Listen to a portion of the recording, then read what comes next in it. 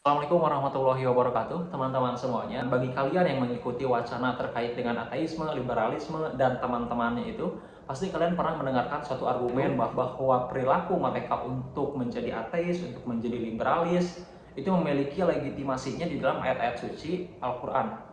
Bahwa apa yang mereka lakukan itu ya sah-sah saja, karena mereka memiliki landasan hukumnya yang dijadikan dalil untuk melegitimasi perilaku mereka. Perilaku apa? Perilaku untuk tidak taat kepada Allah Subhanahu wa taala, perilaku untuk mengingkari ayat-ayatnya, atau perilaku untuk mengingkari aturan-aturannya yang sudah pakem. Nah, mereka itu memiliki landasan ayat Al-Qur'annya. Ayat yang paling sering mereka gunakan adalah la ikraha fiddin. Tidak ada paksaan dalam beragama. Ayat ini terdapat di dalam Al-Qur'an surat Al-Baqarah di ayat 256. Ayatnya memang benar, tetapi cara mereka memahaminya itu yang keliru. Nah, disinilah saya ingin menguraikan bagaimana kekeliruan itu kita temukan terkait dengan penggunaan alat tersebut untuk melegitimasi perbuatan-perbuatan mereka. Perbuatan apa? Perbuatan untuk menentang aturan-aturan, perbuatan untuk mengingkari keberadaan Tuhan, dan lain sebagainya ya. Jadi bagi saya, apa yang mereka katakan bahwa untuk menjadi seorang ateis, untuk menjadi seorang liberalis, untuk menjadi orang yang tidak taat, untuk menjadi orang yang mengingkari keberadaan Tuhan itu adalah sah-sah saja, karena Allah sendiri mengatakan la ikraha fiddin, tidak ada paksaan dalam beragama, bahwa itu berarti kita bebas untuk melakukan apapun. Itu berarti bahwa kita bebas untuk menjadi seorang ateis, untuk mengingkari keberadaan Tuhan, atau untuk menafikan aturan-aturannya. Nah, kekeliruannya itu terdapat dalam pemahaman itu.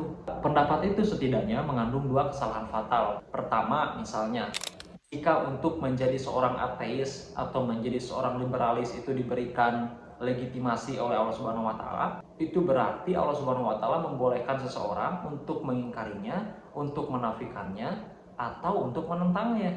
Dan ini, teman-teman, mustahil.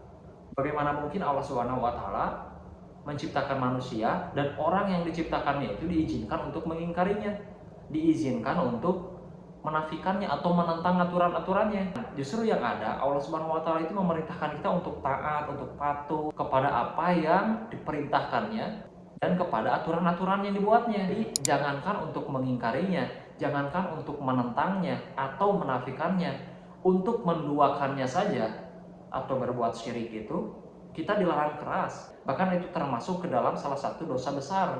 Jadi teman-teman semuanya, Allah sama sekali tidak mengizinkan seseorang itu untuk menjadi ateis, untuk menjadi liberalis.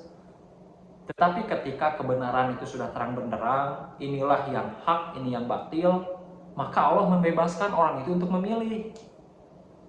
Ketika semuanya sudah terang benderang, sudah dijelaskan secara gamblang tentang bagaimana kita hidup, tentang bagaimana seharusnya kita menjalankan kehidupan.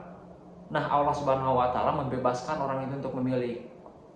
Anda mau memilih yang hak atau memilih yang batil. Nah, itu diberikan kebebasan. Tetapi apapun pilihannya, tentunya memiliki konsekuensi-konsekuensi dari pilihan itu. Siapapun yang ingin beriman, ya silahkan. Atau mungkin Anda ingin menjadi seorang kafir, juga silahkan. La ikraha fiddin, tidak ada paksaan dalam beragama. Tetapi pilihan-pilihan itu tentunya memiliki konsekuensi-konsekuensi masing-masing yang akan kita hadapi di kemudian hari.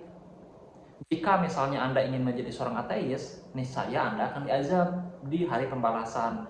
Tetapi jika Anda memilih untuk menjadi seorang yang beriman, maka Anda akan mendapatkan balasan surga yang kekal atau abadi di kehidupan nanti. Kemudian kesalahan yang kedua, la ikraha fiddin, tidak ada paksaan dalam beragama itu tidak berarti bahwa setiap orang berhak untuk tidak beragama dan haknya itu dilindungi oleh Allah Subhanahu wa taala. Tidak berarti seperti itu. Kenapa? Karena Allah Subhanahu wa taala hanya melindungi orang-orang yang bertakwa. Tidak ada paksaan dalam beragama atau la ikraha fiddin itu maksudnya adalah suatu kebijaksanaan dari Allah Subhanahu wa taala untuk memberikan pilihan kepada setiap orang, kepada setiap manusia yang diciptakannya untuk memilih jalannya masing-masing dan diberikan dua jalan, jalan kesesatan dan jalan ketakwaan. Alhamaha fujuroha wa taqwaha. Dan Anda bebas untuk memilih kedua jalan itu.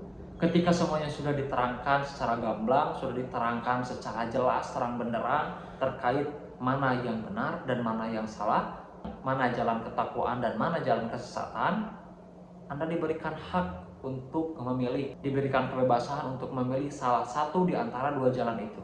Semuanya itu tergantung pilihan Anda sendiri. Karena Anda sudah dikaruniai akal yang sehat oleh Allah Subhanahu wa Ta'ala, maka setiap hamba itu memiliki kemampuan untuk memilih mana yang benar dan mana yang salah. Jika seseorang itu memilih dua jalan tersebut dengan akal sehatnya, pasti dia akan memilih jalan ketaatan atau jalan ketakwaan. Tetapi ketika seorang hamba itu memilih di antara dua jalan itu menggunakan hawa nafsunya, pasti dia akan memilih jalan kesesatan. Nah, itulah teman-teman semuanya barangkali terkait dengan kekeliruan yang sering kali kita dengar, bahwa untuk menjadi seorang ateis, untuk menjadi seorang liberal, atau untuk menjadi orang yang tidak taat kepada Allah itu memiliki landasan dalilnya, yaitu la ikraha fiddin, tidak ada paksaan dalam beragama. Terima kasih. Wassalamualaikum warahmatullahi wabarakatuh.